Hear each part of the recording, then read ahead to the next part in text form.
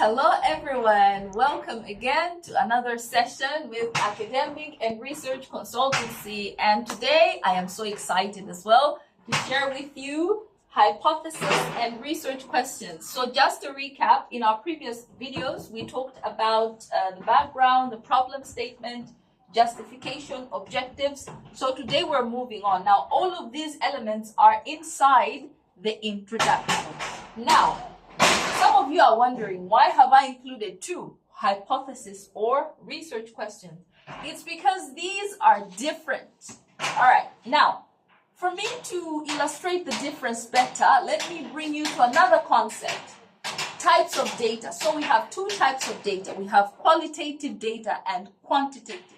So quantitative is data which comes in numbers or figures, while qualitative data is data that comes in words. Yeah, you collect stories or narrations. Now, if you are collecting quantitative data, use of a hypothesis would be the best choice. On the other hand, if you're collecting qualitative data, a research question would be better suited for you to answer your specific objectives. Now, if let's say you have quantitative data, yeah, you will have a hypothesis. Now, the next question in your mind is, for some of you who don't know, I know others already know, but for those of our viewers who don't know, a hypothesis is, how can I put this? We can say an educated guess, or you predict the outcome that you think might come out of your research. I will provide examples, just bear with me. So a hypothesis is like you're making a guess, an educated guess, or you're predicting what your research will find. Now, an example of that could be,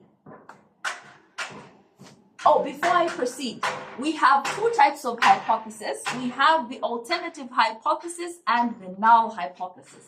Now, in your write-up, you usually present the null hypothesis. So an example could be, there is no difference between feed type A and feed type B. For instance, if you're developing types of feed, you might say, all right, I want to test how feed A and feed B will affect growth. Yeah. So your null hypothesis will be, there is no difference between feed A and feed B. That could be an example, or it could sound something like this. If you have, you want to test the stocking density of fish in a pond, you might say, stocking density has no effect on the growth of fish. So that's your null hypothesis. On the other hand, if you're collecting qualitative data, your research questions, you will use research questions. Yes. Now, what's a research question? So a research question, as the name suggests, it's a question that you ask.